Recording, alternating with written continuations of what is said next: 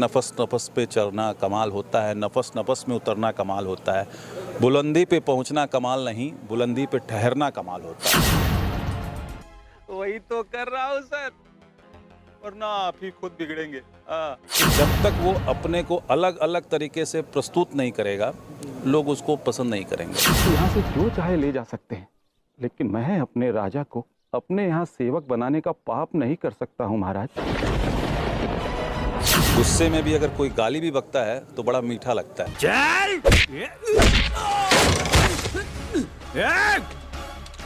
क्या बात है तू लोग, तेरा का मालूम नहीं क्या?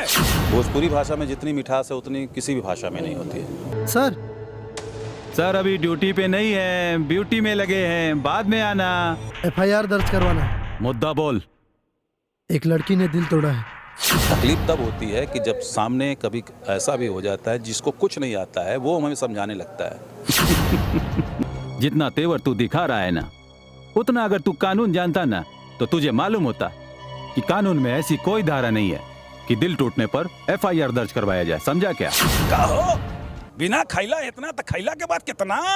मैंने अपनी दो पहचान बना रखी थी ताकि लोगों में अज्ञात कोरोना का भय स्थापित कर सकूं और धन सरलता से उगा सकूं और किसी को भी मुझ पर कोई संदेह ना हो।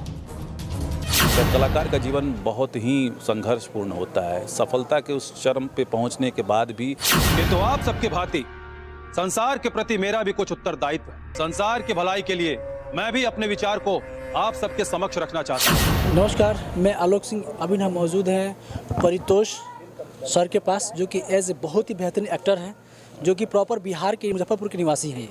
तो सबसे पहले आपका स्वागत भी है। धन्यवाद, आपका भी।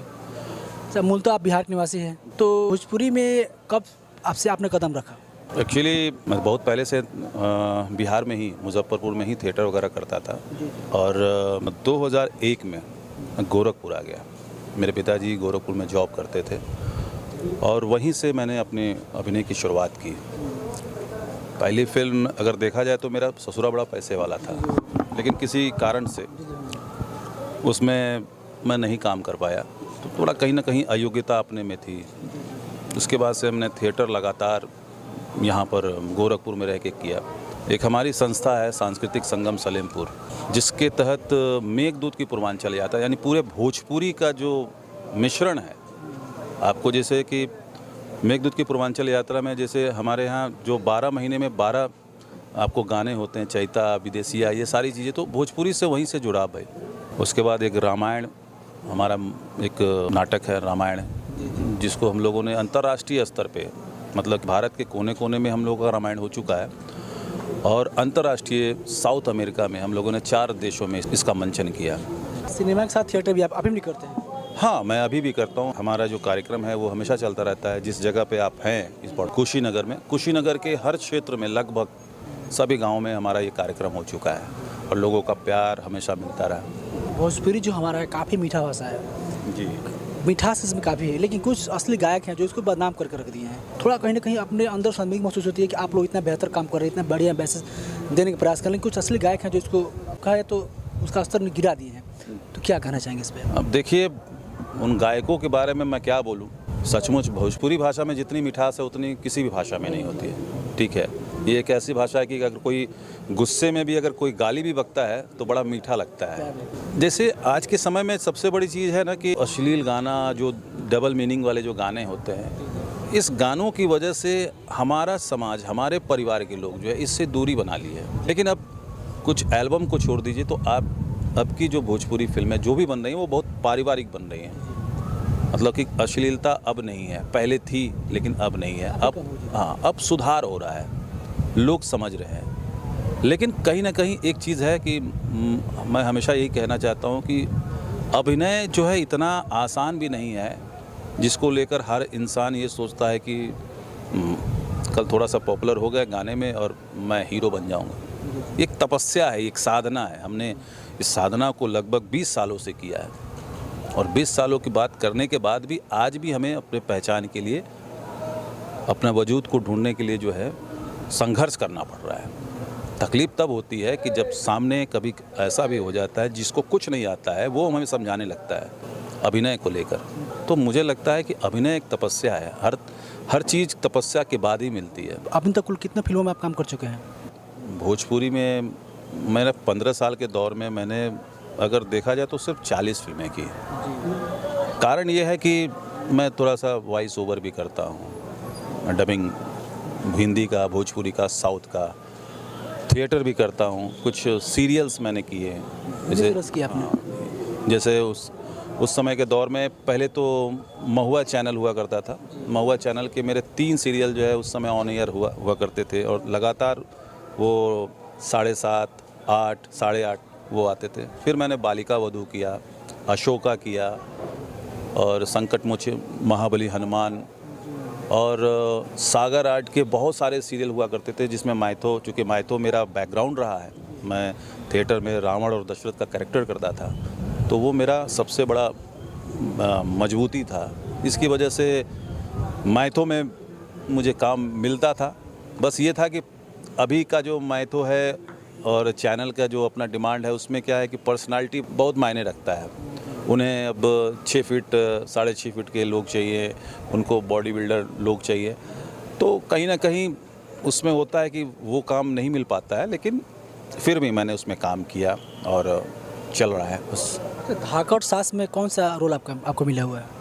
धाकड़ सास में मैं घर जमाई हूँ, नमाद, और ये पूरी तरह से एक कॉमेडी फिल्म है और हम लोग पूरी कोशिश कर रहे हैं कि इसको अपने चरित्र को बाखूबी निभाएं और मुझे लगता है कि ये फिल्म थोड़ी सी अन्य फिल्मों से अलग हटके है, लोगों को मज़ा आएगा और पब्लिक उसे पसंद करेगी। कुछ डायलॉग जो आपको हम सुने थे, जो कल्पना रहे थे, थोड़ा सा सुना दीजिए उसको। नहीं, वो कुछ डायलॉग नहीं था, वो तो बस इम्प्रोवाइजेशन था। हाँ, तो वो सब चीज़ें है। भोजपुरी से सुनना चाहते हैं या आप मतलब बेहतर दिए हुए हैं तो थिएटर का ही मैं बोलूँ।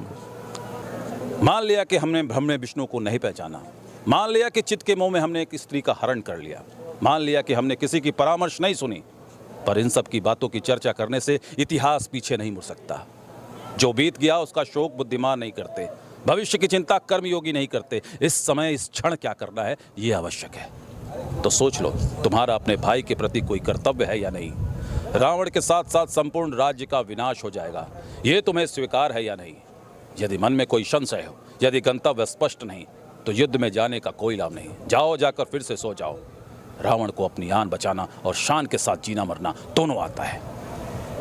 बहुत बेहतर, सच में आपके इस आर्टिस्ट को तो बहुत बड़े स्तर पर रहना चाहिए। लेकिन कहीं ना कहीं आप बता रहे जैसे कि कुछ बड़े बड़े सीन्स मुझे मिलते हैं, लेकिन कहीं ना कहीं आप भी चुक जाते हैं, जिसके कारण से थोड़ा सा आप पीछे हैं। कुछ होता है, प्रारब्ध होता है कुछ जीवन में। जैसे सिनेमा के समय से हमने काम किया, जब थिएटर में फिल्में लगा करती थी, अगर आप सफल नहीं हो रहे तो उसके पीछे भी आप ही हैं। हो सकता है कि कुछ और बड़ा बेहतरीन कुछ करना चाहते हो, भगवान कुछ और हमसे करवाना चाहते हो, उनको लगता होगा कि तुम यहाँ के लिए नहीं हो, लेकिन अपना प्रयास है। और चूँकि भोजपुरी मातृभाषा है तो इसको लेकर हमारा एक अपना विशेष प्यार रहता है, तो इसके लिए हम इस चीज़ को कर रहे हैं। बहुत से कलाकार का आप डबिंग आवाज़ निकालते हैं, तो थोड़ा सा कुछ कलाकारों का आवाज़ निरहुआ हिंदुस्तानी में संजय महानंद जी थे छत्तीसगढ़ के, तो उस समय उनको भोजपुरी नहीं आती थी। जी जी, पहली फिल्म थी। हाँ, तो उनकी पहली फिल्म थी। हाँ। अच्छा, तो उनका एक डायलॉग था, कहो बिना खैला इतना तो खैला के बाद कितना। और इस तरह से अभी तो बहुत सारे लोग हैं जो कि जिनकी डबिंग चलती रहती है। अब इतने लोगों का किया होंगे मुझे खुद भी याद नहीं है।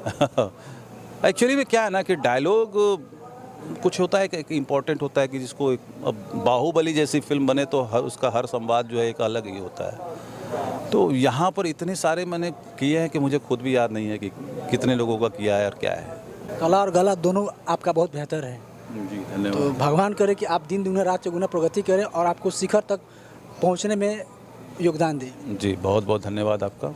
अंत में क्या कहना चाहेंगे, जो भी दर्शक देख रहे हैं, सुनने में क्या कहना चाहेंगे? मैं बस यही कहना चाहूँगा कि अपने दर्शकों से कि जो धारणा बन चुकी है भोजपुरी को लेकर लोगों के मन में, तो उस धारणा को बदलने की ज़रूरत है। जिस तरह से साउथ की फिल्में वहाँ के जितने भी लोग हैं वो सिनेमा हॉल में जाकर देखते हैं, उसको प्रमोट करते हैं, तो हम भोजपुरिया समाज के लोगों को ये ज़रूरत है कि फिल्म को प्रमोट करें, उसको देखें, ताकि यहाँ के कलाकार, यहाँ के प्रोड्यूसर जीवित रहें। अगर वो जीवित रहेंगे तो हम सब जीवित रहेंगे, क्योंकि कोई भी प्रोड्यूसर अगर कुछ करता है तो उससे बहुत सारे लोगों का घर चलता है। अगर प्रोड्यूसर ही अगर ख़त्म हो जाएंगे तो हम कलाकार कहाँ क्या कर सकते हैं। और कंपटीशन बहुत ज़्यादा है यहाँ पे इस अभिनय के क्षेत्र में। आप चाहे हिंदी में हो, चाहे भोजपुरी में हो, चाहे कहीं भी हो, क्षेत्र में कंपटीशन बहुत है। अगर शायद हम लोग इतने पढ़ लिख लिए होते, कंपटीशन की तैयारी किए होते, तो IAS PCS होते, नौकरी कर रहे होते। लेकिन कलाकार के जीवन में हर समय ये ज़रूरी ये नहीं है कि आज हम एक हिट हो गए हैं, एक फिल्म हिट दे दिया है, थोड़ा सा नाम हो गया है तो मेरा काम ख़त्म हो गया है। उसके बाद परीक्षाएं और बढ़ जाती हैं, उम्मीदें और बढ़ जाती हैं, क्योंकि कलाकार जिसे कहते हैं ना कि जब तक वो अपने को अलग अलग तरीके से प्रस्तुत नहीं करेगा, लोग उसको पसंद नहीं करेंगे। सबसे बड़ी चीज़ है कि उसमें अगर क्या कहते हैं, धैर्य ना हो, धरातल को छोड़ दे, तो फिर वो पतन की ओर तुरंत निकल जाता है। तो कहते हैं ना कि सिद्धि से पहले सफलता इंसान को अगर मिल जाए तो वो मदमाद हो जाता है, हाँ, पागल हो जाता है। तो जो भी कलाकार हैं, जो भी हैं, जो सफलताओं के शिखर पे पहुंच चुके हैं, उनके लिए सबसे बड़ी चीज़ है कि अपने आप को होल्ड कर रखना। कहते हैं ना कि नफस नफस पे चढ़ना कमाल होता है, नफस नफस में उतरना कमाल होता है। बुलंदी पे पहुंचना कमाल नहीं, बुलंदी पे ठहरना कमाल होता है। बहुत खूब, बहुत खूब। तो बस यही है।